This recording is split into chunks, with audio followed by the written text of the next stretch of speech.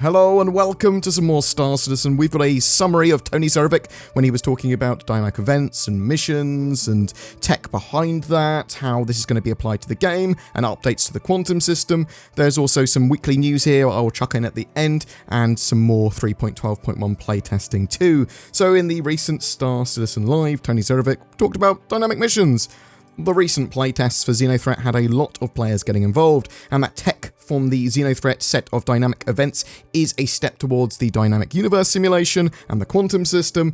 These can both be triggered manually or triggered based on mission objectives or some metric being reached in the quantum system. Maybe a certain amount of pirates have been taken out, maybe a certain amount of cargo ships or cargo's been lost. It could be loads of different things in the future. And the different phases of missions can be influenced by other events too, maybe other phases earlier on, or just other missions that are in the game that are being played out. They basically want short story experiences and events that open up in certain areas at certain times that players can get involved with, and they will be adding to these dynamic missions, dynamic events over time beyond just Xenothreat, and there will be more this year in fact. The work that's gone into Xenothreat is of major importance to the future of the game and has given designers the tools to build more events. In the future, events will affect other portions of the quantum system. Win and it will do X, lose and it will do Y, and maybe there'll be more pirates in the system if you lose. Some of these missions will escalate or have different paths based on how you performed in them, and in different phases. Performance is an issue with Xenothreat, and they have been making optimizations. It's the most concurrent AI and moving parts in a single area to date, but they really want to get server meshing in as soon as possible, as this is going to be able to support many events going on at the same time with lots more players, without the performance issues they're currently having. The environment, missions, dynamic events, and a whole host of other factors will come together to fill a star system with appropriate encounters and missions that will change over time and for each given instance, and it will make logical sense. Miners on their way to get ore won't have any ore on them, but when they're coming back, they will have ore on them, is the sort of idea. It's probably less likely for cargo ships to get attacked when they are on a route where they're less likely to be cargo laden, that sort of thing. As they make missions and systems to support more missions, they will be added to the game and stacked on one another when they're done. The quantum system is being worked on currently and has more parts now than it did in its original demo from CitizenCon 2019. They're going to try and have a more up-to-date presentation on the quantum system later this year, but they are even now hooking the quantum system up to the back-end services sort of as we speak, and there'll be more tests for that, and we should start to see some of that come online later this year, or at least more and more of it. Tony said there was going to be a Ninetales lockdown event coming in the future. We know they are pirates, and we're expecting potentials for fleets flying about and locking down sort of planets and areas, space stations and that sort of stuff. That would be my expectation. They want 8+ dynamic events this year. They said 8 to 10. Fleet Week will be another example of an event that will take place. These events can be both big and small though. Events can be PvP orientated as well, and there isn't a way to side with Xenothreat at this stage, but in the future they will have events that sort of like allow more people to get involved in lots of different ways. Also, they said that prison escapes are going to become more in-depth and complex in the future. I really like it when Tony talks to the community. He's got a huge amount of high-level knowledge about the systems that are going to be driving the game. This quantum system, this dynamic universe simulation, and the wider economy is sort of like his baby, and it is so important for the game to become an MMO and successful that anytime he speaks, I sort of like make sure I listen. This week in Inside Star Citizen, it looked at logos, but also a sprint report where we saw work that was going into the Redeemer, the Hercules, the Nova tank, ship-to-station docking, and colonial outposts, as well as some other little bits. I've got a video on that if you want to see that in more detail. Next week's Inside Star Citizen is going to be about capital ship AI. The week's sneak peek appears to be that of a space whale statue that should be unveiled properly at Horizon, the Crusader landing zone, at some point. It was also shown off a little bit in Inside Star Citizen.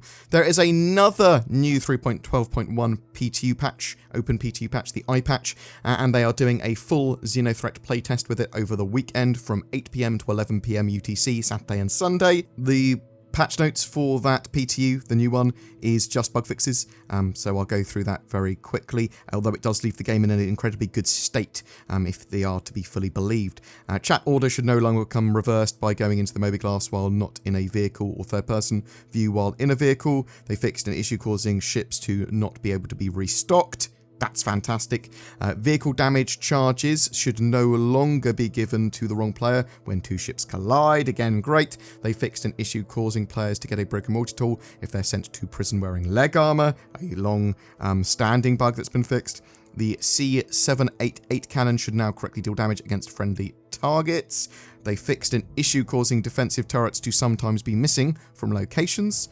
Dooley's fleet voiceover should no longer appear when arriving at the wreck site, and they fixed a client crash. However, there's only 2 known issues listed here, so they've obviously fixed some other bits and bobs potentially as well. I haven't checked if all those major bugs that they previously had have been fixed, but it's good news if it's accurate. So this just leaves some or all of players' items that should be kept after a character reset and database reset can be lost, and the player ship can become unresponsive after mining an FPS deposit nearby.